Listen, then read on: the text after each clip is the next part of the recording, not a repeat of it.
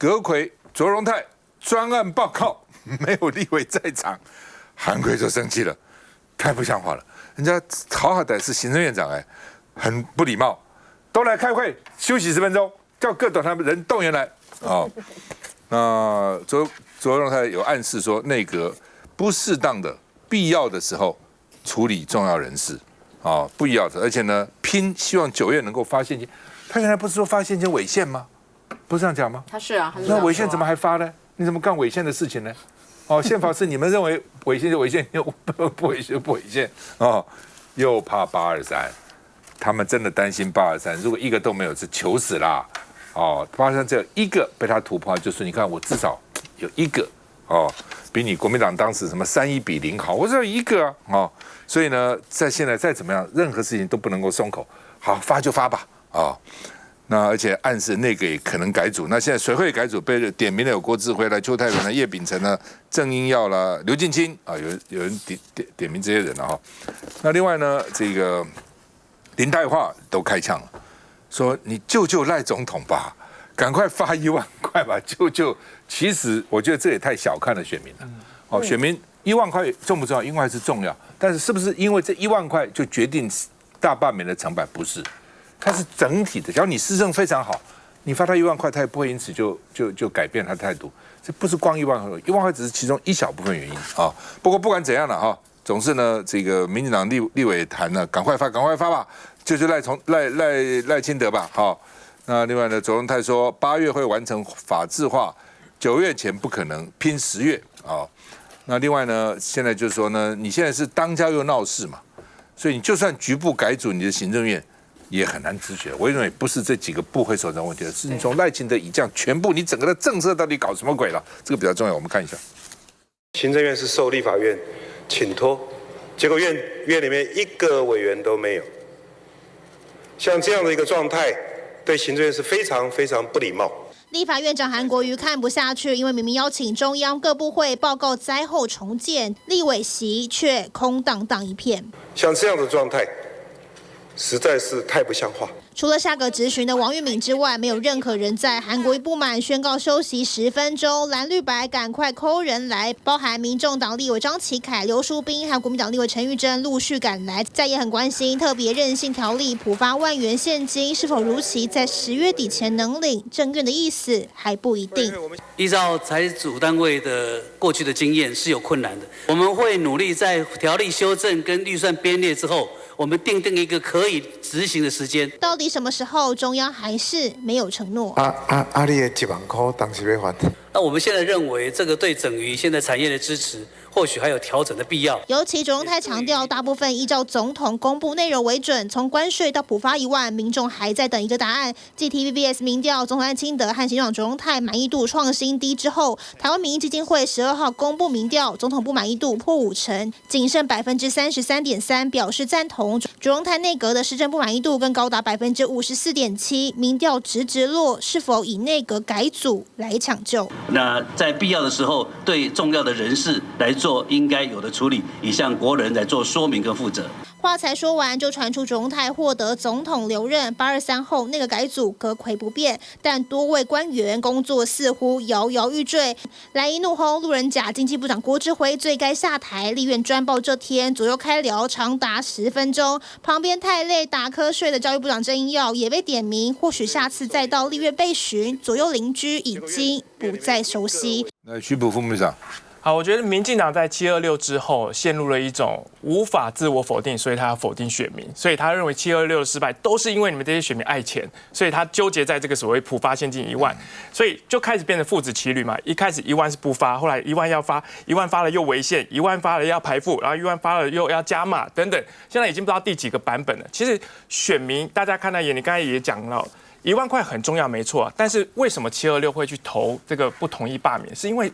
师出无名啊，这个是你要排除杂质，你要把国民党的人全部都当杂质一样排掉，你要排除掉所有的民意。这个我觉得他们到现在还是没有办法正视这样的事情。好，那现在说内阁改组，刚才赵大哥显示出来，就是包括新闻里面有好几个阁员，我要回头去讲，刘世芳怎么不在里面？奇怪，刘世芳根本没有想要当内政部长啊。先前要改中正路的时候，其实他应该是想要当促转会主委嘛。那现在他应该是去面试大法官，因为他觉得宪法是可以随他解释，他应该去释宪了嘛，对不对？他觉得他可以超越宪法，所以他根本没有想要在内政部长的这个位置上，他应该是要被排除掉的阁员。不过我觉得现在来看啊，就算换掉了所谓的郭智慧啊，或是刚才点名的几个部长，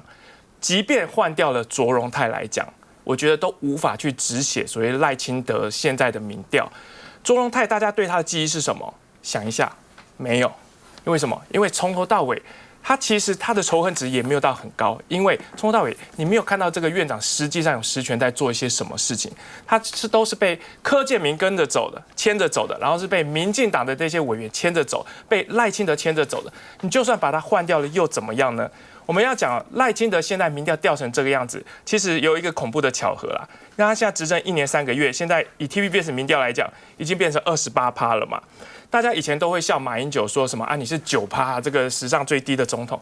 TVBS 做马英九周年的民调的时候是38%，还比赖清德高了10%。现在赖清德已经突破了马英九的障碍，而且这个惊人的巧合还有什么呢？还有蔡英文执政的时候，其实刚刚好也是28%，所以你可以看到赖清德跟蔡英文几乎是大概总统就职周年之后，一个是1年啦，一个是1年3个月，都是创下史上新低。那我还要帮蔡英文讲句话，蔡英文那时候至少他第一任的时候还在做什么年金改革啦，还是一例一休啦，有好有坏，大家会有冲突，所以造成他的损失。可是呢，赖清德这1年多做了什么？什么都没有做，就做了一个大罢免。所以我觉得他的民调，如果他不改的这种现在对朝野这种对抗的张力继续的对抗下去的话，他的民调只会继续掉。慧娟，我觉得就是说，我们现在谈的这个内阁改组的问题，就是为什么要谈这个内阁改组？因为呢，在整个726之后的一个罢免的这个大罢免大失败，那所以呢，大家觉得说，这个执政党是在哪些的事实上出现了很多的问题？所以刚刚赵大哥提到的目前那个显示那几个，但其实呢，还有很多都不适任啊。不管是刚刚徐武副秘书长讲的，不管是内政部部长的，常常就是语出惊人，而且呢，一下子遵守宪法，一下子不遵守宪法，很奇怪。那包含还有这个法务部长也是啊。整个减掉的这个司法的威信的一个破坏，让民众的活在这个司法恐惧当中。确实很多的这些部会需要做完整的一个调整，但是呢，调整之后，说真的，你说这个内阁人事调整完之后就能这整个支持度就能上来吗？我不觉得，因为刚刚超哥提到一个非常关键的重点。是你的总统的一个心态要调整好，你总统不愿意这个在野的民意，不愿意面对在野的监督，不愿意面对在野提给你任何的建议，你只想要打掉杂质，跟你不同路的你就把它化成化外之民，你这样的一个方式的执政，怎么有可能挽救你的一个施政的一个声望呢？所以我会觉得说，内阁改组只是一个议题，那改了之后就能改变些什么？就像刚刚我们提到，刘世芳刚刚提到的，你说他在讲这个。承认中华人民共和国的事情，我也认为他在遂行那个赖总统的意志啊，因为可能赖总统不好讲，他帮赖总统讲出来了嘛，甚至他可能在帮823添柴火也不一定啊，一样的让大家说这个是中华人民共和国，我们823赶快要罢免，至少要成功一两位啊，让这个赖总统开心。所以我觉得内阁呢怎么改组都没有用。改组的结果是什么？因为还是要听赖清德的。既然赖清德的心态没有改变，整个中华民国就是会持续这样空转内耗，然后呢，大家看不到前景跟未来。去下再回来。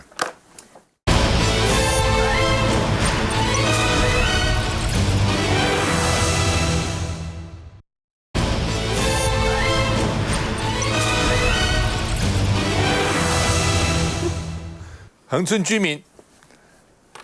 75%出名都是支持核生产研议，是真的。我选副总统到恒春那边去发表政见，下面哇都支持，在核生产前面都支持哈。那郭智慧就呛说：“你们支持？你们真支持核三吗？你们虽然有敦亲睦邻费，所以呢，把敦亲睦邻费拿掉，看你们还支不支持？”当然这话讲得很不得体了哈。那另外呢，记者就说：“你是不是因为这个失言道歉？”郭智慧：“这是失言吗？我只有失言吗？我这哪有失言呢？我讲的不是事实吗？”连周春米，屏东局的这个民进党籍的屏东县长都说。你错了，他说因为呢，屏东这个民众在第一线跟核三厂共存，所以也是有不安跟风险的，从来不是特权跟好处的。乡亲要的是安全安心，是远离核灾，真的是这样啊哈。就是说呢，这个我这样讲好了啊，原来台湾是没有这个制度的，是我当立委的时候，我建议引进日本、欧洲、美国的制度。因为大家这个毗邻避设什么，大家都不想要垃圾场在人家后面，那你焚化炉放哪里了？卫生烟麦厂放哪里了？发电厂放哪里？很多都有这个问题啊，所以人家国外就有一套，因为当你这边放了一个工厂，地价可能会降低的。你不是台积电呐、大家会觉得干嘛我放个垃圾场在我家后院，所以地价会降低，所以政府要给你一些措施来弥补你可能的损失，这不是很合理吗？这没有占老百姓这个，就是说政府不应该占老百姓便宜，老百姓也没有占政府的便宜，这本来就是这样子嘛。所以后来才有，比如说它现在不只是核电厂，很多公共设施，比如台北市的焚化炉旁边的邻居就有得到一定的好处嘛。都会，这是本来就应该有，这哪是给民众施舍？这不是啊。对，民众让你盖，他还是承担一定的这个风险啊，他的地价可能因此都受到影响啊，房价也可能受到影响啊。那你郭智辉讲些什么？你这都不懂这个道理吗？所以呢，庄人雄立委也说，不要把屏东居民讲得像排插一样啊。黄国昌也轰，这垃圾部长即刻下台。国民党委员说，洪孟凯也说，无能的官员应该被罢免啊，他罢免我们，你才应该被罢免我说我也讲啊，以赖清德这个726这种情况，真的如果他不是宪法保证他罢免，他才会被罢掉呢。你不相信吗？他一定被罢掉那国民党立委徐宇珍说，郭智辉不敢改高价趸售绿能，却轻奉污蔑恒春的民意。绿能你花那么贵，一度5块、6块、7块去买那个风电这个光电，你不敢改啊？就是政府就是瘦了台电，肥了绿能这些厂商，你都不敢动啊，对不对？为什么？他们政商关系好还是怎样？然后呢，恒春居民你居然这样轻蔑他，拿掉。那你刚没有讲说绿能砍1半价钱，看他们还搞不搞？看一下。秀出民调数据，屏东立委苏清泉说，屏东人有75%力挺核三演绎。你若把迄个敦亲睦邻费摕掉，你看伊会你支持袂？真正啊！确实，当初为了补偿周边居民，台电每年编列2.4亿元的敦亲睦邻金，而核三的所在地恒春拿最多1.2亿元，用于社福、教育等补助。另外，每人每月还有150元的电费津贴。40年来都一直都很安全啊。对，这个补助金还是会稍微增加这边居民的一些意愿。有，但是最主要还是全国用电的关系，电力够不够的问题了。但部长讲这样的话合适吗？看看自家人，屏东县长周春米po文开呛，痛批郭智辉的说法错了，要求部长将心比心，谦卑以对。这个是伤害了恒春半岛乡亲跟我们政府以来长久的信任关系，那非常遗憾。会亏他是屏东人，我觉得他真的是不适格、不适任。然后昨天讲的话，北吧。如果没有补助的话，是不是来到70% 的人都会支持？我只是提出这样的一个这个讨论的方向所以部长也不认失言，没有要道歉吗？你认为这个是失言吗？你认为我在讲说我们在做社会调查的时候，问卷调查的时候，把因变数拿出来，然后再做一次调查，这个会叫失言？那他要批评我是垃圾，那么这是他的角度来看。那我不认为是这样子。无论是支持还是反对核三重启的，都对郭智辉一阵挞伐，也难怪郭智辉频被点名在内阁改组名单上。我觉得他这个部分的敦亲睦邻，就是在民国80年的时候的，就是刚刚赵大哥特别提到的，他就是放在经济部的这个作业要点里面，它是一个完全被法制化，而且它是完全就是有它的条文规定，为了一个公共建设所造成人民一些可能有一些不管是在安危或者在各方面受到一些损害的时候，政府有权来去做。所以他这个敦亲睦邻费不是你说要废就废，你要拿就拿，好像一副郭智辉就是一副高高在上，我是给你的这个部分，它是被法制化的，而且它的这个范围也受到非常多的限制啊，像他们居民里面若是这个租屋的补贴，还有包括他们一些奖助学金，他都条列的非常的清楚。可是郭智辉今天这样讲，而且最重要的是，人家今天访问他的时候，他还一副就说我为什么要失言？我以前是教社会科学的，你把一个变相拿掉之后，难道不可以吗？你今天是经济部长，你不是中研院的院士，你不是中研院的研究员一起的公萨，对不对？所以说他这种反应，我完全不知道。什么把应变数拿掉？郭志辉，我把你经济部的特支费跟薪水拿来点，还要不要做？还要把这个意思嘛？还要把那个绿能的那个趸购费全部把它拿掉，那些绿油油还不要再砍我们还不要砍我们的树，就做很多的光电板。所以话不是这样子讲，说郭志辉绝对是一种失言，因为他完全忘记他的身份。不过你看他今天讲话这个样子，我觉得他是有一股气，你们觉得他有一股气已经憋得很久了，每个人都在怪我，每个人都怪我，然后又不让我在核心，台积电去美国设厂1650亿元，我也都不知道。然后投审会，我跟他说你要经过我投审会，结果我跟他说你90%一定会过，都已经去一个事实，他也觉得脸上无光，然后去台南看灾，他也只能站在很后面。所以你不觉得？所以我在后方处理事情。对，因为人家更不让他到前面，他前面也讲不到话，所以你会发现他讲这句话的时候已经有点豁出去了。所以但是他这个不应该骂恒春民众，他应该回头骂民进党啊。本来就是，而且他这句话让恒春的民众真的很受伤，一副我好像没有你的敦亲睦邻费的话，我好像就好像就变成第二等公民一样。他把恒春的民众就像当初王一川骂台中，对1万块钱爱钱。这个都是对你今天如果说一般的市井小民，大家就觉得彼此这样子互相讲来讲去就好。你今天是代表政府，特别是经济部，所以他这句话连那个绿营都反了。我只能说，郭志辉在面对这样的一个状况的时候，你看他那高傲的态度，他是真的还是不知反省。我还是强调，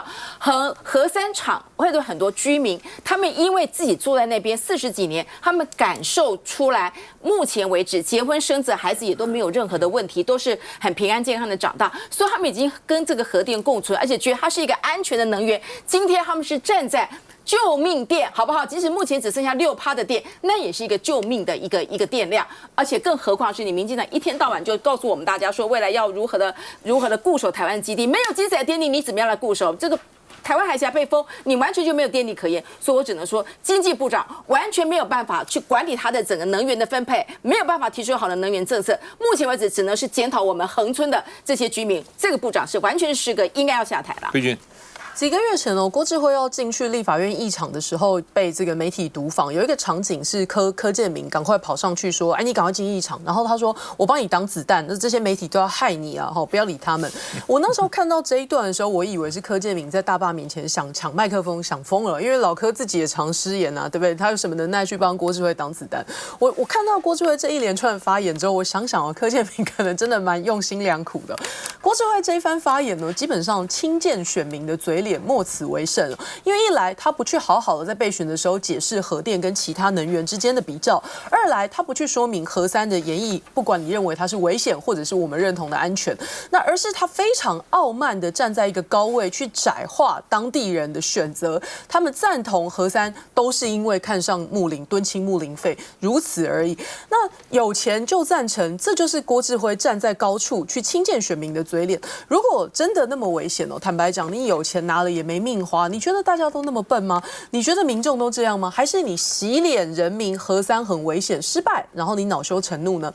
老实说郭志辉的这个观点跟大罢免大失败之后，民进党恼羞的嘴脸其实有异曲同工之妙。除了刚刚志恩委员讲的那个王义川在台中说了之外，我自己就听过许志杰在这里也讲过说这次大罢免看出来的结果就是在意反共的人比较少啦，在意经济的人比较多啦。这个还讲的比较婉转戴伟山是讲的更直接就是蓝白1万块买票的政策策略奏效，讲的更直接所以说实在的。他们都搞不清楚真正失败的原因在哪里了。就讲普发现金这件事情好了，人民宁可把自己这个钱拿来落袋为安，自己去发落，也不要让失去人民信任的民进党为所欲为，如此而已，就这么简单。那你可以看看今天周春米庄瑞雄都出来骂郭志辉，为什么呢？因为他们志在屏东选票会让他们变得诚实一点好不好？但是呢，民进党还是不够诚实，所以建议大家继续用选票教训他们。所以表示选票比1万块重要，诚实多。我觉得这个郭志辉已经呢是让大家呢瞠目结舌到一个地步了。我觉得现在的这个整个赖清德政府，他们最大的问题是如此的无能然后呢整个脑袋呢只想到政治，他们没有意识到台湾现在面对的川普的这个关税的冲击，它是会对于我们产业带来致命性的伤害。如果说呢，他们没有在这个很短的时间之内呢，达到达到一个对于我们的产业呢比较好的一个关税待遇的话，我们要失去的不是一个世代、2个世代的经济成长的问题，我们可能台湾呢就真的是会掉到失落的20年、30年，甚至于40年。可是，在这种时候呢，我们的经济部长呢完全状况外，我都不知道郭智慧他每天坐在这个位置上面，他怎么好意思啊？他怎么好意思坐在这个位置上面呢？享受着他当这个经济部长的这个光环，这种权力的这个春药有这么的疗愈吗？他一再的这个说错话，他说错话不打紧啊。它的重点在于是，它对于我们国家现在的面对的整体的，不管是能源政策、经济政策、产业政策，它完全都是无知。而这样子的一个无知的人呢，能够坐在经济部长的位置上面，而到目前的时候，我们赖清德呢还在那边做梦，还在那边想着说823呢是不是能够罢免1个2个就好？我觉得那个场景呢非常的荒唐啊。就他昨天不是到那个企业家那个创投的那个会去讲话吗？哈，你台下呢坐了这么多的企业的大老板哈，其实呢每一个人呢都是很关心，就是我们台湾未来的产业的发展，我们现在呢要面对的大关税的关税的冲击到底该怎么办？赖清德讲一讲之后，就突然他们讲到什么我们的国防预算要增加多少？这跟这个有什么关联啊？他现在是不是还想到，就是说我虽然现在在这个726的大罢免的这一波惨败了，然后川普呢非常的不给我面子，没有在这个关税的这个问题上面呢给予台湾的特殊的对待，但是只要我能够在这个国防预算上面呢满足川普的需要，把它增加到3%，他本来不是说6000亿吗？现在变9000亿，哎，这么高的钱。你就能够换得川普给你的什么样的承诺吗？就赖清德的脑子里面不知道在想什么，他完全没有关注到现在国家面对的问题，想的还是他的政治的权利和盘算我觉得这个对于现在呢，要马上要面对到这个823的第2波的这个罢免还有这个公投的这样子的台湾的选民来讲，真的就像刚才赵先说的，民进党呢都不关心国家的未来，他们只关心选票，所以只有在823大罢免的时候，再让他们惨输一次。而且我觉得很重要，就说这一次呢，民众党推出的核3研议公投大家真的是要用这个选票的力量呢，告诉民进党政府，我们对于他那个说谎、不愿意面对现实的这个能源政策是受够了，请大家要出来投票。昨天我真的蛮突兀的，一看见新闻说赖清德说特别预算要编国防预算到 GDP 3%，什么9000亿，你是跟那些关心国家经济人在谈呢？你要谈到你 AI 将来要怎么发展啊，台湾高科技怎么发展啊，关税怎么应对啊，这些东西国防预算，这奇怪了，有没有？跟那个场合不是很突兀吗？很奇怪吗？需要再回来。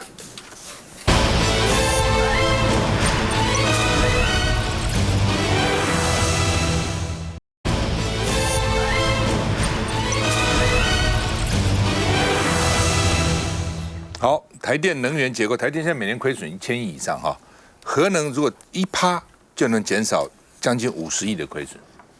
，1%，所以现在6%。就是300亿，如果你到了20%多少？20%就是1000亿，台电就可以多1000亿的收入，就不会亏损啦，就这么简单所以这是算数嘛，这没有多难的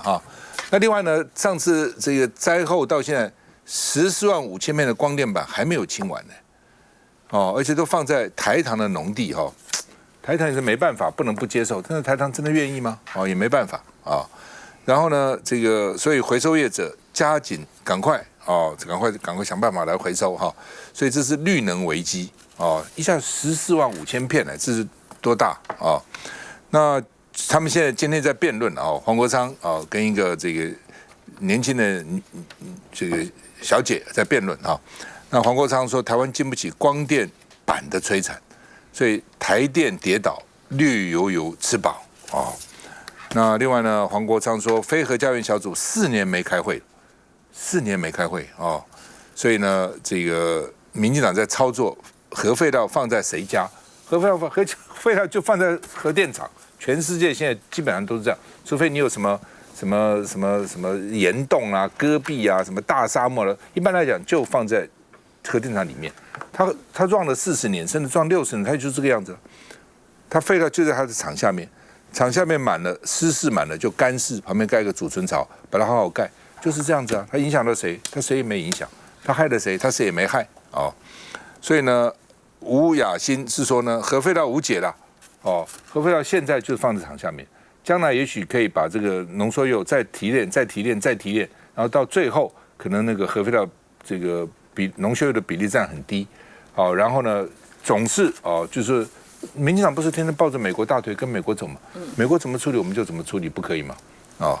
那黄国昌说，核废料安全存放已经放了40年了，自己也曾经忧虑过了。事实上，大家也忧虑，也不是不忧虑，但这种有时候是两害相权取其轻。你能找到一个100%都没问题吗？天然气国安问题怎么办呢？对不对？而且价钱也贵啊，绿能、光电这次也看到了。我们看一下他们的辩论情况。投统一，为台湾争口气。特地率领民众党青年军来挺核三，因为黄国昌这回要面对的对手是标榜代表青年世代的20岁自学生吴雅欣，过去主张反核的态度也被锁定。今天，当黄国昌选择站在重启核三的那一边，难道是因为核废料的风险变小了，还是因为政治立场改变，风险就能够被接受了？我们都曾反对核能发电，然而近零碳排的国际趋势，伴随着科技的快速发展，已经让世界各国纷纷重新启用核电。对阵黄国昌，吴雅欣打出青年牌，还秀出来自日本福岛青年的信件，呼吁正视核灾风险。黄国昌则反击，能源破口才是最高风险。我收到了一封来自福岛青年的信，很多人都说核电是干净且便宜，但从我们福岛的经验来看，这完全不是事实。而要回到往日的生活，也需要大量的时间和金钱。从美国智库 CSIS 最新的兵推报告指出，如果中共对台实施海上封锁，台湾的天然气会在10天内耗尽。CSIS 也非常恳切地劝告我们，台湾目前能源不具韧性。而关键的核废料处理问题，黄国昌也给出答案。而真正要承担这个核废难题的，不正是我们这一群正要迈入社会的青年吗？作为3个孩子的父亲，我不可能容许把我们这个世代的问题丢给下一代来承担。DBD 已经成为主流的选项，这个技术不是理论上的创新，它在国际间已经获得了实证，展现出高度的安全性与可行性。党主席对决反核少女，各自以科学数据跟世代责任，试图说服选民。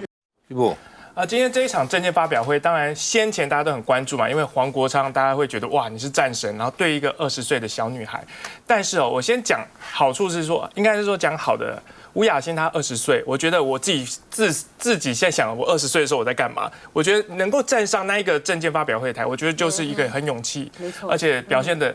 我觉得也不错，蛮沉稳的，不错，对，蛮沉稳。但是该讲都讲了，双方其实并没有交集，因为核三研议的黄国昌讲的是科学，但吴雅欣讲的是感觉。他讲了很多话题，其实就3个重点。第一个，311的地震很可怕。第二个是什么呢？说黄国昌2018年你是反核的，为什么现在2025年你要挺核？再来第3个就是说核废料要放哪里？其实刚才赵大哥也讲了，全世界的核废料都放在它的核电厂里。好，像核三呢，为什么现在我们要说核三研议？因为核三还有它的储存槽，它还有一个空间可以放，然后干式储存槽马上就要盖起来了，未来大概还可以有30年的时间可以做一个过渡，所以选择核三。那全世界唯一只有一个在芬兰，它有一个在几百公尺底下的洞穴，它现在有做一个永久存放。那所以今天像吴雅欣一直讲说，那你核废料问题没有解决，你就不可以核能重新的来研议啊，重新的启用。全世界都是这样。反过来啦，塑胶其实也是你要放了100年甚1000年你才能分解，难不成我们现在都不用塑胶吗？所以我们要面对生活中现实的问题。那其实核三研议这件事情，过去先前在726大罢免大失败之后，我发现很多的降制图卡开始攻击823的状况，就是说为什么要做这个公投啊？这个公投要11亿啊，要好多钱啊。但是啊，大家如果真的关乎这个钱的话，核能发电如果核3延1，一年可以有168万度的电。那我们讲说去年台电就亏损了411亿，等于每天就1到3亿不等嘛。如果你在乎这11亿的话，其实台电大概4天就亏了这个超过这11亿的钱。那但是呢，如果你核3延1的话，你大概一年可以省下500到800亿，也等于一年这1到3亿，刚才讲的就省回来了嘛。所以核3公投这件事情，为什么我们要做？本来核管法5月已经修法让你过了，但是赖政府不做啊，所以我们必须要用更大的民意督促他去做。而这场仗很辛苦，因为823这一场，我知道同意都大于不同意，大家都知道。可是我们需要大概500万左右的同意票，所以很多地方他们可能是现在是823的非罢免区，他们不知道有公投这件事情，或是说，哎，我就是支持就好，我乐见其成。不行，大家一定要站出来，让赖政府好好的检讨他们的能源政策，逼着他们好好的去做事。好吧，赖清德表态了，投不同意？哦，赖清德是还是不同意啊？另外呢，核四前厂长王博辉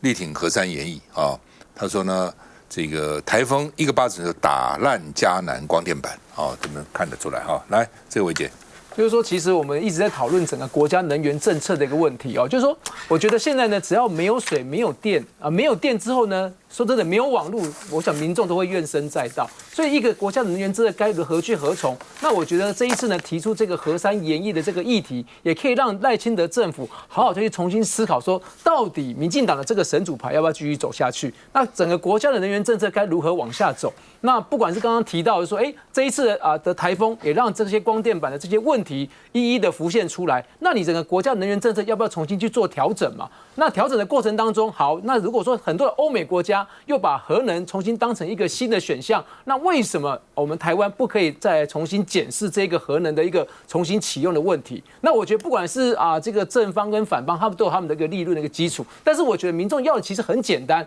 我只希望很简单，用电无虞，让我的基本的生活可以继续的这样子过下去，就是民众最简单的要求。那这个要求该怎么做？然后又在台电不要再持续的亏损下去的一个状态之下，那例如说买这么贵的这些绿电，然后呢造成拨补台电的这个更大的一个损失，那哪有一个国营企业一天到晚在损失，那一天到晚我们需要再编列更多的经费，一直去资助它，一直资助它。所以我觉得说，赖清德今天又再次的表态说，他这个要投不同意，说真的表示他确实在726之后还没有深切的反省民众要的是什么。民众要的很简单，就是好好的过生活。那也请赖清德让我们可以在有水、有电、有网络、有各种的这些基础的生活设施之下，让台湾的民众可以好好的过生活。这么简单，你都做不到吗？我补充一下我就是因为我们是在上一次的台风的时候呢，发生这个很严重的光电板的问题。那我们不要忘了，现在这个杨柳台风呢，正在侵袭台湾。所以说，当它的这个风什么肆虐之后的话，我觉得可能在这个中南，特别是南部台南这些地方，会看到更多的这个光电板的惨剧。在这种情形之下，我们的环境部到底在做什么呀？你上一波的那个都还没有清理好，那现在这一波呢，到底该怎么办？而且呢，我们到目前为止呢，也没有看到卓荣泰或者是行政院或者相关的单位，针对杨柳台风可能带到一个灾害，他们这么为什么都标准动作都没有做呢？比如说进到什么中央这个应变中心了解各地的灾情都没有做然后上一次的这个救灾呢也还没做完。我觉得最荒唐、最离谱的就是呢，赖清德呢在大罢免失败之后，他不是要那个何博文去负责一半这个救灾，一半这个搞罢免吗？他好像忘了他是总统他总统手上他是总统，你底下有行政院长，你所有的权力都掌握在你的手上。你因为之前的时候因为大罢免，你忽略了救灾，你忽略了这个民众的这个需要。等到大罢免结束之后呢，你继续遗忘你应该要帮他们恢复家园的责任，怎么会叫何博文去救灾呢？所以这个政府到底在搞什么鬼啊？休一下，休息了再回来。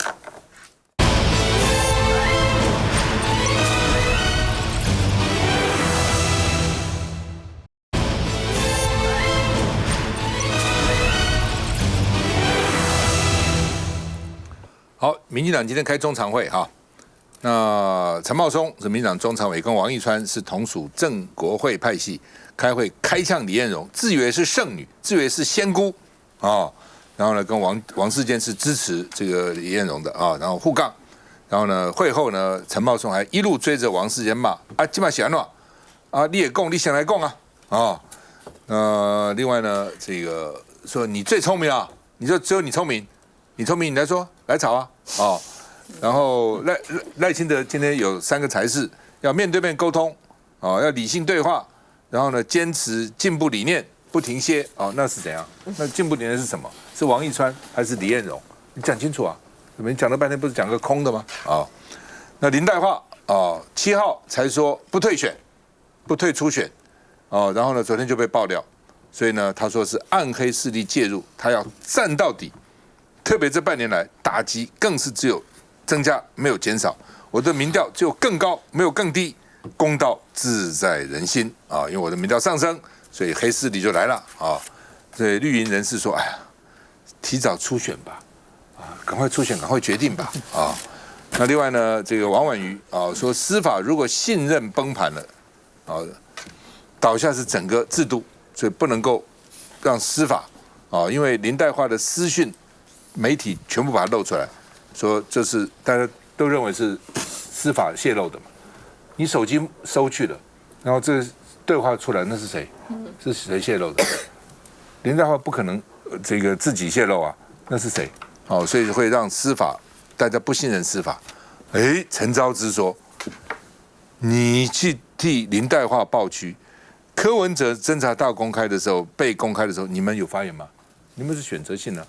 对不对？当时你有发言吗？柯文哲说检调泄密、媒体污染证词而且呢，这个说士大夫之无耻，是为国耻。你们这些读书人好不容易考上司法官，现在当这个检察官、当司法官，你们就是士大夫啊！士大夫之无耻，是为国耻啊！而且勾结媒体变成政治打手，侦查不公开，我想这个都是我们认为说，所有司法机关都应该遵守的。所以从柯文哲事件到林岱樺事件，其实大家也都认为说，检调在调查的过程中一直要大家严守可是问题就是内部确实有很多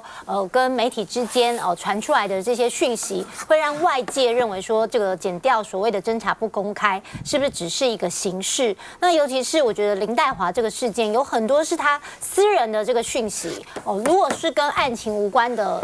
内容，还把它泄露出来，甚至成为大家茶余饭后的一个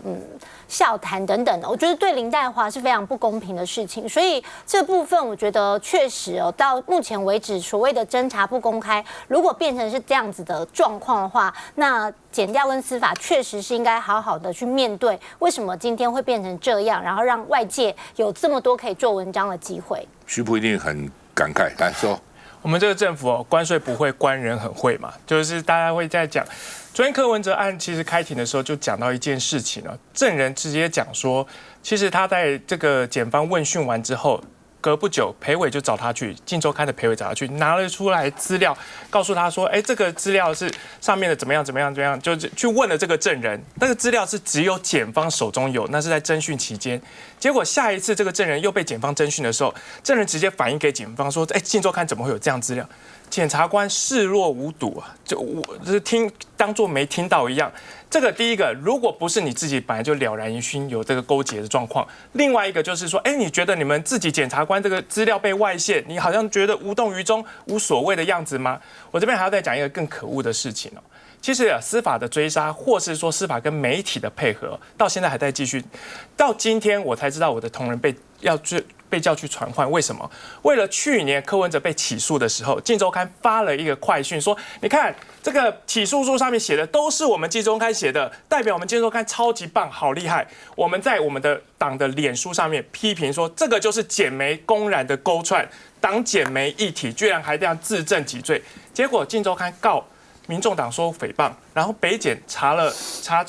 问了我们的这个文宣部主任之后，现在急着一个一个要去查我们的基层的这些党工、这些工作人员，说到底是谁指使的？其实我们就跟他讲，就是民众党的脸书就是民众党的意志，如果要传你就传党主席黄国昌。